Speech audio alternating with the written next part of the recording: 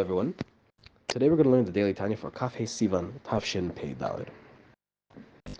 So we started yesterday with a full assault, a full attack on the idea of what is known in this sort of debate sphere as Tzimtzum Kipshutai.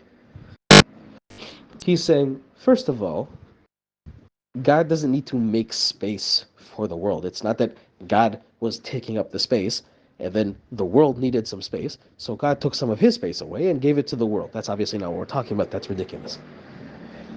But even if we say that the sense in which God is transcendent to the world is that God is not in the world, okay? Is that God is completely divided from the world, we have a problem.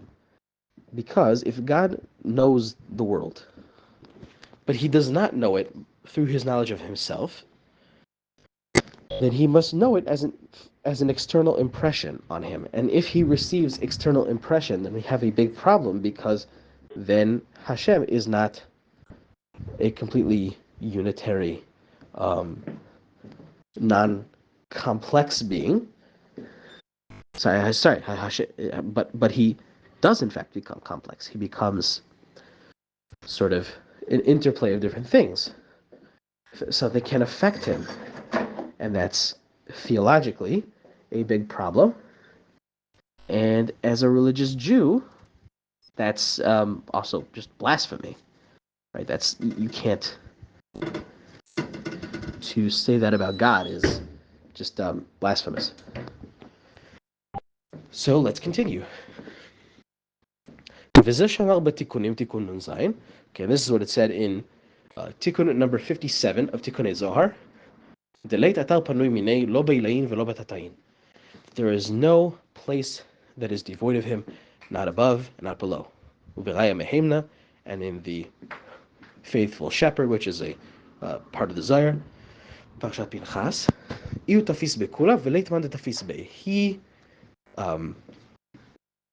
this is a bit of a difficult word to translate, but he sort of captures everything within himself, but nothing captures him. He, so to speak, surrounds the entire world, and there's levar, and there's no one that sort of leaves his domain outward. Okay,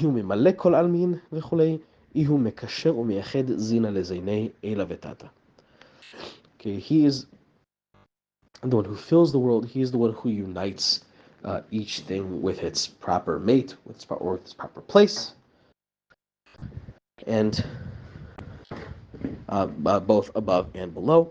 And the four elements cannot come together.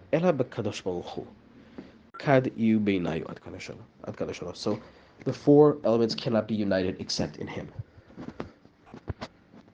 Right, which is to say, Hashem is that which unites things. Hashem is in the end, he is the uniting principle of all uniting principles. Now, this is not to say that Hashem is the union of all things. Hashem is one, but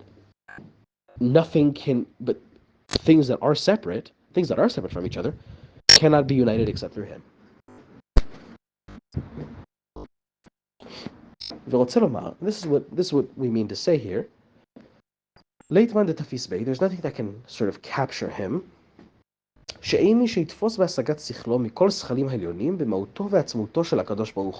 Okay, so nobody can capture Hashem's essence or being in their mind. Okay? None of the angels and none of any other being, nobody can do this. Just as it says in the Tikkunei Zohar, Stima dechol stimin, he is the mystery of all mysteries. And there is no thought that can comprehend you at all. And also in the lower world, even though Hashem fills the world, okay, so we spoke about this previously. It's not in the same way that a neshama fills the guf, that the soul fills the body.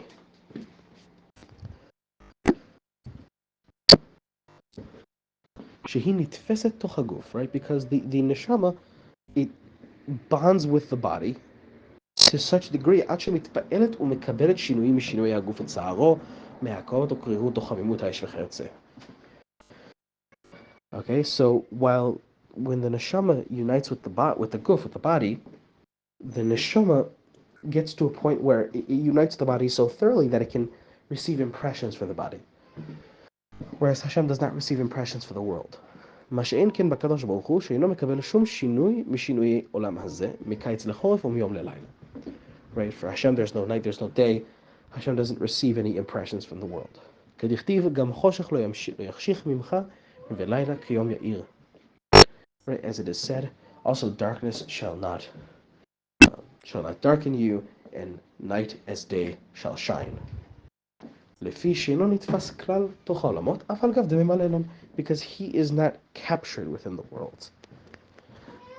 The worlds don't bind him in the same way that the body binds the soul. He is within the worlds, but he's still free. And so on that theological note, we will continue tomorrow. Take care.